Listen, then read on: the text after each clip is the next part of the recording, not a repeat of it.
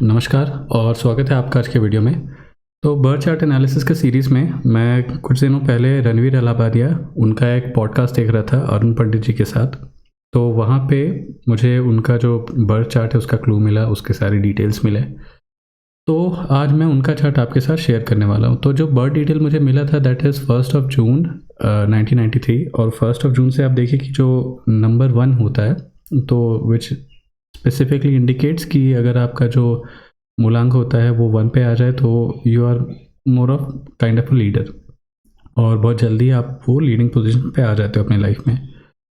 तो वो भी एक एस्पेक्ट है और उस हिसाब से मैच हो रहा था। और जो टाइम मैंने लिया है दैट इज़ शाम का 6 बजे का 6 PM का लिया था। बर्थ प्लेस जो है वो मुंबई का, और उस हिसाब से मुझे ये चार्ट मिला जो कि मेरे हिसाब से काफ़ी सही भी है। यहाँ पे कोई इशू नहीं है और सारे जो इनके लाइफ इवेंट्स मैंने देखे तो वो सब कुछ मैच हुआ था।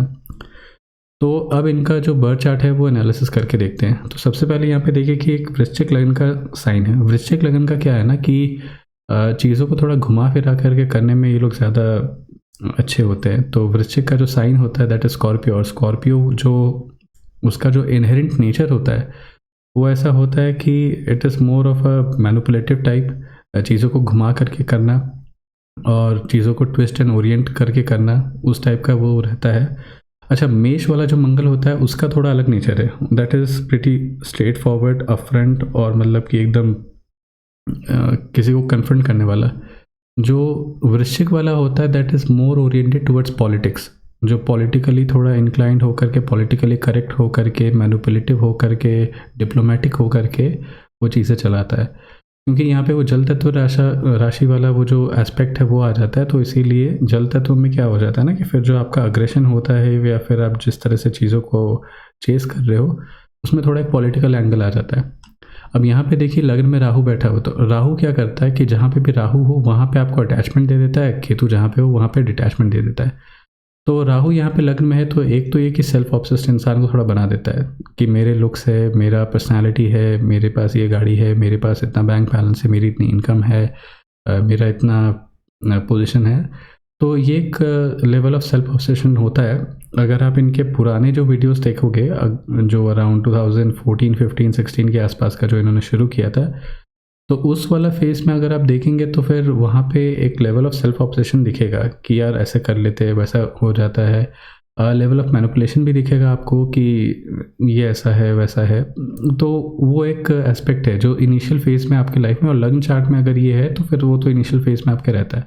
आगे चल के आपने उसको कैसे चेंज किया वो हम लोग आगे देखते हैं। तो ये एस्पेक्ट तो हो गया। उसके बाद ये कि अब यहाँ पे देखिए कि जो लग्न का लॉर्ड है वो यहाँ पे नीच का होकर के बैठा है। हालांकि ये नीच भंग कहीं से बना नहीं, तो ये एक चीज़ दिखाता है कि या तो इनके इनिशियल लाइफ में बहुत ज़्यादा इश्यूज रहे होंगे, बहुत ज़्यादा स्ट्रगल रहा होगा, या तो नहीं। अगर ऐसा नहीं होता है तो फिर ये जो अपना करंट काम है तो उसमें बहुत ज़्यादा चीज़ों को सेंसेशनलाइज तरीके से दिखाने के लिए क्वेश्चन पूछते होंगे। जैसे आप इनका कभी कोई पॉडकास्ट अगर देखें तो वो कुछ क्वेश्चन इस तरह से पूछते हैं जो कि मतलब उनको किसी ने इस तरह से कभी क्वेश्चन नहीं किया होगा। It is more towards getting sensationalise या फिर उसको बहुत बड़े लेवल पे ब्रांड करने के लिए। और जहाँ पे आप एक और चीज़ देखोगे, इनके जो शॉर्ट क्लिप्स होते हैं ना तो वो it is more of a click bait type. मतलब कि आप क्लिक करो, आपको इसमें 10 मिनट में पूरा नॉलेज हो जाएगा, 10 मिनट में आपको पूरी समरी मिल जाएगी, 10 मिनट में आपको पूरी तरह से समझ आ जाएगा। तो ये है। तो ये जो स्ट्रैटेजी होती है ये तब होता है जब आपका लग्नेश नीच का है या फिर आपका लग्नेश कहीं पे वीक हो जाता है और लग्न में राहु है। तो ये इस तरह का थोड़ा वो एक आप मैनिपुलेशन भी कह सकते हो, डिफरेंट स्टाइल ऑफ ब्रांडिंग भी बोल सकते हो। तो वो चीज़ है, वो इनके पॉडकास्ट या फिर जो TRS क्लिप्स है उनमें आप में मिल जाएगा। इवन दो जो बात करने का तरीका होगा वहाँ पे भी आपको वो रिफ्लेक्ट होगा। अब आगे बढ़ते हैं तो यहाँ पे एक और चीज़ देखिए कि सैटर्न यहाँ पे 4th हाउस में सैटर्न, तो ये यूजुअली ऐसा इंडिकेट करता है कि इसकी जो मम्मी रही होगी माता जी, तो उनका क्या है कि she would have been very strict. और शनि जहाँ पे भी होता है वहाँ पे वो एक भारीपन ले आता है। तो अगर ये माँ के स्थान में बैठा हुआ है तो फिर मतलब कि हर mother might have been having a very dominating role in this entire family. तो ये एक चीज़ है, ये भी एक। और इसके कारण होता क्या है ना, क्योंकि आप जो सारा जो स्ट्रिक्टनेस है वो आपके मदर से आ रहा होता है, तो वो आपके पर्सनैलिटी में भी रिफ्लेक्ट करता है। तो आप में भी एक स्ट्रिक्टनेस आ जाता है, एक डिसिप्लिन आ जाता है। और साथ में अगर आप वर्कआउट करने का देखोगे, वर्कआउट करने का जो पूरा रिजीम होता है, जो पूरा एक फिटनेस आपका कैलेंडर होता है, जो रूटीन रहेगा आपका, तो उसमें एक लेवल ऑफ डिसिप्लिन तो चाहिए। एंड दैट इज़ वाई ये जो सैटर्न है वहाँ पे काफ़ी ज़्यादा हेल्प करता है। अब यहाँ पे एक सैटर्न का एक और चीज़ मैं बताता हूँ कि ये 4th हाउस जो है ये पब्लिक रिकग्निशन का भी है। लोग आपको कितना रिकग्नाइज़ करेंगे, आपको लोगों से कितना प्यार मिलेगा, उसके ऊपर भी है। यहाँ पे सैटर्न इंसान को एक पब्लिक फिगर बना देता है। और कुछ हद तक आगे भी ऐसा लगता है कि आगे चल करके ये पॉलिटिक्स भी ज्वाइन करेंगे, क्योंकि ये पॉलिटिकल इंक्लिनेशन भी देता है 4th हाउस में सैटर्न। अच्छा, एक और चीज़, 4th हाउस में सैटर्न है तो उसका एक और चीज़ है कि उसका एस्पेक्ट है कि जो आपका घर होगा, जो आपका गाड़ी होगी आपकी, तो उन सब में क्या है ना कि वो काफ़ी लैविश होगा। यहाँ पे सैटर्न बहुत ही ज़्यादा स्ट्रॉन्ग है, और स्ट्रॉन्ग सैटर्न यूजुअली ये दिखाता है कि जो आपका घर होगा काफ़ी स्पेशियस होगा, पॉश एरिया में होगा, और उसमें काफ़ी ज़्यादा लग्जरीज, जैसे आप मान लीजिए कि सोफ़ा सेट हो गया, या फिर एक ऐसा उसका आउटलुक होता है जो कि बाकी लोगों को देख करके बहुत ज़्यादा अच्छा लगता है। तो जो कि आप कहो कि दिखने में बहुत ज़्यादा अच्छा, उस तरह के इनके पास luxury items, vehicle, even car वो हो सकते हैं, और वो होंगे। जैसा कि मैंने एक और चीज़ बताया कि पॉलिटिकल इंक्लिनेशन और पॉलिटिकल फिगर बनने का भी यहाँ पे योग बनता है because of this Saturn's placement in the 4th house. तो ये है। अच्छा, इसके बाद हम लोग अगर 7th हाउस में आए तो 7th हाउस का जो लॉर्ड है that has gone into 6th house, और 6th हाउस में जा करके ये अपने से द्वादश में, और यहाँ पे चंद्रमा की दृष्टि है, विच सजेस्ट कि, और यहाँ पे जो योग बना वो है सन और केतु का। ये एक मुश्किल वाला एस्पेक्ट होता है, यहाँ पे ये दिखता है। और यहाँ पे एक और चीज़ देखिए, क्योंकि जो पूरा एब्सेशन है वो अपने ऊपर है, मेरा ग्रोथ है, मेरी एक स्पिरिचुअल लाइफ है, मुझे पॉडकास्ट करना है, तो यहाँ से जो आपका इंटरपर्सनल रिलेशन होगा उससे तो आप डिटैच हो जाते हो। और इसका जो लॉर्ड है वो अपने से बाहर में, मतलब कि अपना खुद का नुकसान करेगा, और डिग्रीज भी काफ़ी कम है, विच सजेस्ट कि जितने भी इनके रिलेशनशिप रहे होंगे वो अधिकतर इनके फेल हो गए होंगे। तो उनके रीज़न क्या रहेंगे? एक तो ये कि सेल्फ ऑब्सेशन, अपने बारे में सोचना, दूसरा ये कि दूसरों को टाइम कम देना, दूसरा ये कि उसके बाद फिर ईगो उसमें बहुत ज़्यादा इन्वॉल्व हो जाता है कि ऐसा क्यों है, ये क्यों है, एक कंट्रोलिंग फिगर, या फिर मतलब कि बहुत ज़्यादा क्वेश्चनिंग करना, तो वो एक कारण यहाँ पे दिख रहा है। अच्छा, एक और योग बनता है क्योंकि शुक्र यहाँ पे चंद्रमा से दृष्टि में है, तो इनको जो भी इनकी पार्टनर रही होगी, या फिर जो भी इनका रिलेशनशिप रहे होगा, तो उसमें इनकी जो पार्टनर होगी she must have been very good looking. ये गुड लुक्स कैसे आता है? क्योंकि जो आपका वीनस 7th लॉर्ड है that is getting expected by moon, और ये सामने से एस्पेक्ट में है। इसका एक और चीज़ है, क्योंकि अब लग्न के ऑपोजिट आप देखे हुए तो यहाँ पे वीनस है, यहाँ पे मरकरी, भले यहाँ पे 2 पापी ग्रह है, सन को आप इंक्लूड कर सकते हैं। तो यहाँ पे क्या होगा कि इस कारण से ये दोनों साइड से होकर के लग्न को काफ़ी बल देता है, और उस कारण से होता क्या है कि इनका जो नाम, इनका जो ब्रांड है विद टाइम ये बढ़ता चला जाएगा।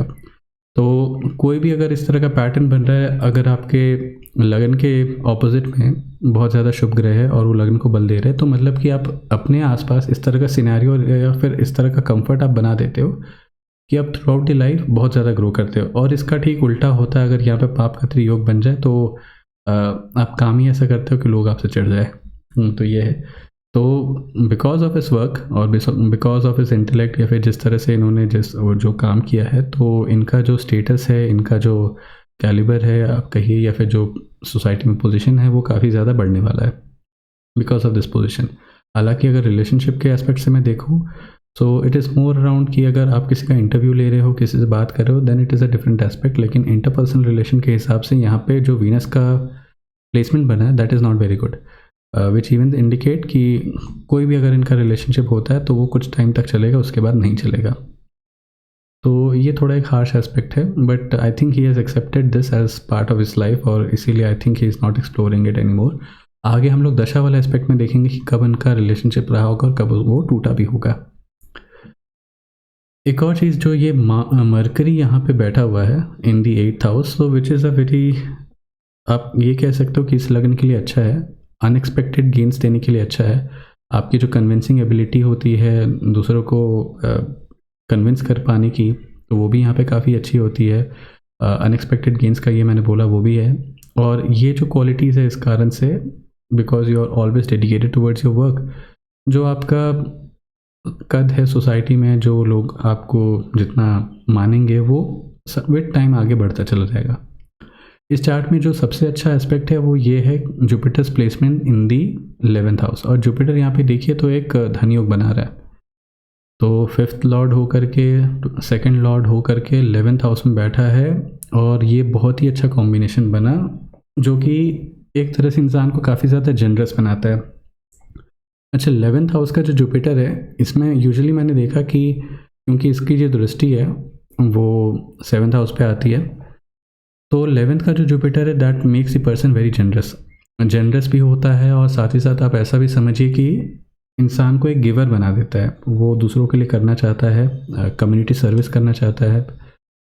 वो एक काफ़ी अच्छा, और कम्युनिटी सर्विस या फिर जो भी आपका ये पॉडकास्ट हुआ या फिर जो लोगों के डिमांड में होते हैं उसको यूज़ करके वो पॉडकास्ट बनाता है। So with that he will be generating wealth, क्योंकि ये जो जुपिटर प्लेसमेंट है तो जनरस होने के साथ साथ वो उससे पैसा भी कमा रहे हैं, तो आप ऐसे समझ लीजिए। तो ये एस्पेक्ट है। और इसका क्या है ना, क्योंकि ये जुपिटर धन कमा करके 7th हाउस में देख रहा है, मतलब कि ऐसे लोग बिकॉज ऑफ देयर स्टेचर, जो उनका कद बनता है सोसाइटी में, उसके कारण वो दूसरे लोगों को भी एम्प्लॉयमेंट दे सकते हैं, वो उस लेवल तक पहुंच जाते हैं। तो आगे इनका जो काम है that is going to expand a lot, और जिसके कारण आप ये भी देखोगे कि बहुत लोग इनके अंडर एम्प्लॉयड हैं, इनके साथ काम कर रहे हैं, तो डायरेक्टली इनके अंडर काम करने का वो योग बनता है। और एक होता है ना कि एक सक्सेसफुल एंटरप्रेन्योर का योग, ये जहाँ पे ऐसा दिख रहा है कि आपके अंडर बहुत सारे लोग काम कर रहे हैं और उसको आप सपोर्ट भी कर रहे हो, लोग आपको छोड़ के भी नहीं जा रहे, तो वो जो एस्पेक्ट है वो Jupiter in the 11th house से वो आता है। तो लोगों को मॉनेटरी टर्म्स पे उनको उनके लिए लाइवलीहुड क्रिएट कर पाना, that is a very good aspect of Jupiter in the 11th house. तो ये एक अच्छा एस्पेक्ट है यहाँ पे। एक और चीज़ है कि जो मून आपका 12th हाउस में होता है, तो ये यूजुअली मैंने देखा है कि गुड लुक्स काफ़ी अच्छा दे देता है, लोगों के लुक्स काफ़ी अच्छे होते हैं। ये आप ऐसा समझिए कि सुशांत सिंह राजपूत, उसके केस में भी वही था, सलमान खान, चलो उसके केस में भी वही था, और भी बहुत सारे लोगों का मैंने देखा कि 12th हाउस में अगर मून होता है तो लुक वाइज वो काफ़ी ज़्यादा अच्छा रहता है। They have a very pleasant face, pleasant personality होती है उनकी, और एक ही बार में देख करके आपको एक अट्रैक्शन होता है उनके फेस को देख करके, because of this placement of moon. तो ये है, ये मैंने मतलब यूजुअली ऐसा देखा है कि 12th हाउस में मून हो। और इसका रीज़न क्या होता है ना कि ये जो 12th हाउस होता है that is the house of ignorance, ignore करो, आगे बढ़ो, छोड़ दो। अब चंद्रमा यहाँ पे चला गया, मतलब कि ऐसे लोग थोड़े इग्नोरेंट टाइप ही होते हैं। अच्छा, इग्नोरेंस का फ़ायदा ये होता है कि अगर आपको कंसंट्रेट करके कहीं पे पढ़ाई करनी हो तो उसके लिए वो अच्छा होता है। अगर आपको टेंशन नहीं लेना, अपनी लाइफ अपने हिसाब से जीनी है, तो उस हिसाब से ये चंद्रमा 12वें घर में काफ़ी ज़्यादा अच्छा होता है। तो इस कारण से, क्योंकि ऐसे लोग टेंशन नहीं लेते, जहाँ कहीं भी कोई प्रॉब्लम होता है इग्नोर करके आगे बढ़ जाते हैं, इग्नोरेंट टाइप ही होते हैं, आप समझ लीजिए, समझ सकते हैं वो। और वो उस कारण से होता क्या है कि जो टेंशन है या जो स्ट्रेस है या फिर जो गुस्सा है वो पर्सनालिटी में कभी नहीं दिखता। पर्सनालिटी में वो जो आराम या फिर जो एक कंफर्ट होना चाहिए वो आता है। तो ये moons placement in the 12th house उसके कारण से। और अधिकतर लोगों का आप कह लीजिए कि अराउंड 80 to 90% लोग जिनका आप देखोगे कि moon is in the 12th house, वहाँ पे आपको दिखेगा कि they are very good looking. वो गुड लुक्स इस कारण से आता है क्योंकि ये लोग ज़्यादा अपना लोड लेते नहीं हैं। तो ये था पूरी पर्सनालिटी का एनालिसिस। अब आगे इनका जो टाइमलाइन बनता है, ये हम लोग थोड़ा टाइमलाइन देख लेते हैं कि आगे कैसा है। तो फर्स्ट आई एम एक्सपेक्टिंग कि इनका क्या है ना कि वीनस और मून का यहाँ पे कॉम्बिनेशन बना, तो रिलेशनशिप में जाने के लिए ऐसे लोगों के लिए लोगों को बहुत मेहनत नहीं करनी होती हुए, ये आराम से रिलेशनशिप में चले जाते हैं। और जुपिटर जो है यहाँ पे 5th लॉर्ड भी बनता है, तो 5th लॉर्ड 2, 5, 11 यहाँ पे ये योग बना। लेकिन अब इसका क्या है ना कि बाकी सारा जो योग है, जैसे वीनस का कॉम्बिनेशन यहाँ पे केतु, तो ये तो तोड़वा रहा है। जुपिटर चाहता है कि आप रिलेशनशिप में जाओ, बाकी सारे जो ग्रह है वो तोड़ रहे हैं। तो आगे देखते हैं कि कैसा क्या बनता है। तो ये जुपिटर सैटर्न वाला जो फेज़ होगा यहाँ पे अगेन एक ब्रेकअप हुआ होगा। तो पहला तो इनका एक रिलेशनशिप स्टार्ट हुआ होगा समवेयर इन 2010 से 12 के स्टार्टिंग तक चला होगा। उसके बाद फिर 12 में जा कर के फिर टूटा, फिर एक ख़राब पैच आया होगा इनकी लाइफ का।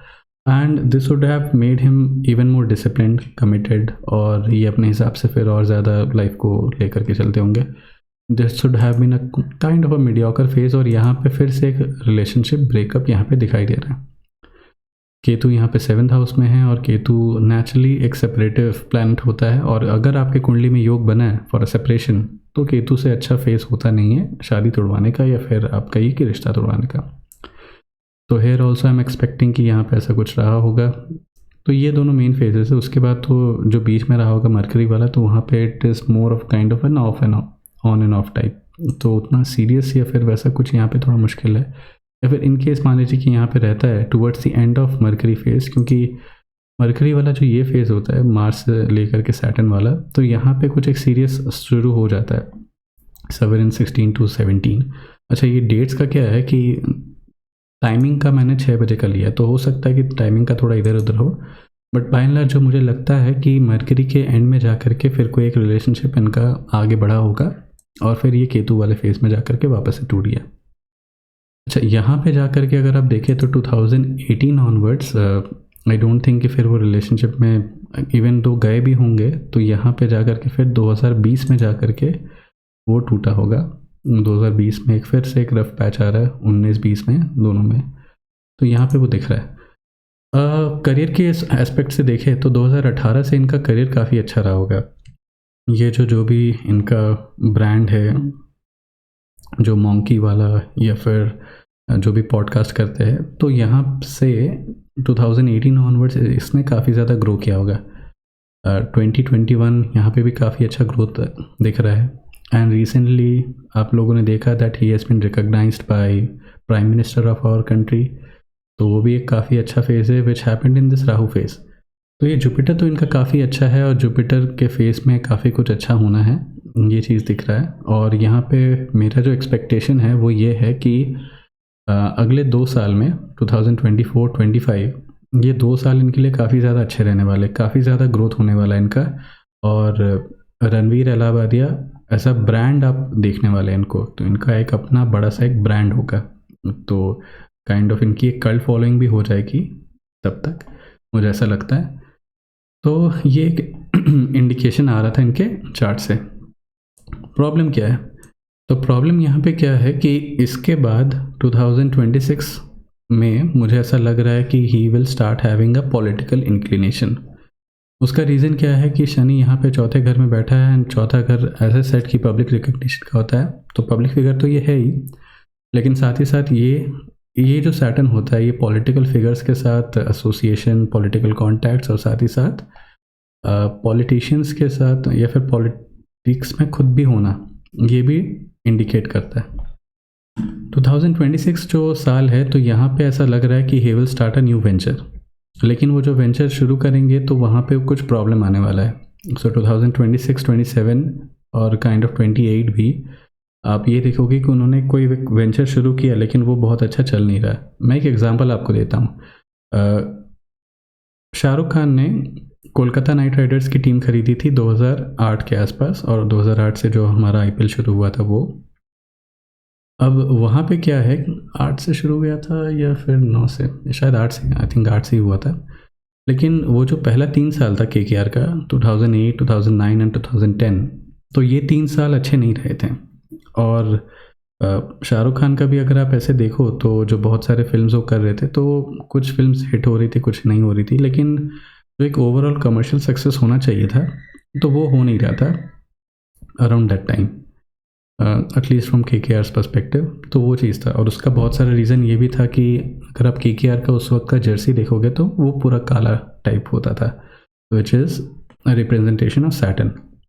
अच्छा, जैसे ही वो सैटर्न वाला फेज़ ख़त्म होता है, सैटर्न में मरकरी आता है, तो वहाँ से काफ़ी कुछ चेंज हो जाता है। वहाँ से फिर KKR जीतने भी शुरू कर देती है, टीम भी काफ़ी अच्छा हो जाता है, बाकी सारे प्लेयर्स का परफॉर्मेंस काफ़ी अच्छा हो जाता है। टीम में ऐसे लोग भी होते हैं जिनके पास पर्पल कैप या ऑरेंज कैप होता है। तो all in all a very good progress. तो सेम चीज़ मैं यहाँ रणवीर अलाहाबादिया के लिए भी देख रहा हूँ। तो 2026 से लेकर के 2029 तक ये जो फेज़ है, तो ये एक थोड़ा ख़राब फेज़ है, जहाँ पे लिख तो रहा है कि एक नया वेंचर शुरू करेंगे, लेकिन उसमें पहले जो 3 साल होगा वो काफ़ी ज़्यादा प्रॉब्लमेटिक रहने वाला है, सक्सेस उतनी जल्दी नहीं मिलेगा। उसके बाद जा कर के जो 2029 ऑनवर्ड्स जो फेज़ इनका शुरू हो रहा है, तो that is very good, very very good. मतलब कि आप समझ लीजिए कि इनका जो गोल्डन टाइम है इनके लाइफ का, वो शुरू होगा यहाँ से, और इनका जो आप ग्रोथ देखने वाले हो उस वक्त, सो दैट विल बी ट्रेमेंडस। यहाँ से लेकर के फिर इनका जो 2039-40 तक का जो फेज़ है, आई थिंक तब तक के लिए बहुत ही अच्छा ग्रोथ होने वाला है इनका। So we will see a brand Ranveer coming up very soon. और ये जो ग्रोथ है, इस फेज़ वाला जो ग्रोथ है starting from 2029, that is going to be tremendous. तो ओवरऑल ये था इनका एनालिसिस, और मैं बहुत जल्दी उम्मीद कर रहा हूँ कि आइदर बाय 2026 और 2029 आप इनको पॉलिटिक्स में भी थोड़ा बहुत एसोसिएट होते हुए देखोगे। तो वैसे अभी भी तो ये है, बहुत सारे पॉलिटिशियंस, डॉक्टर एस जयशंकर, इन सारे लोगों का इन्होंने इंटरव्यू लिया है, तो अभी भी देयर इज़ अ कनेक्शन। लेकिन आगे चल करके आपको दिखेगा कि he is very closely connected, या फिर ये पार्टी मेंबर ही बन गए, ऐसा भी हो सकता है। So these are the possibilities, और ये this is how it is going to play out. और ये था इनका ओवरऑल एनालिसिस इनके चार्ट का। So do let me know how you like the video and what next you want to see. So see you in the next video. Bye.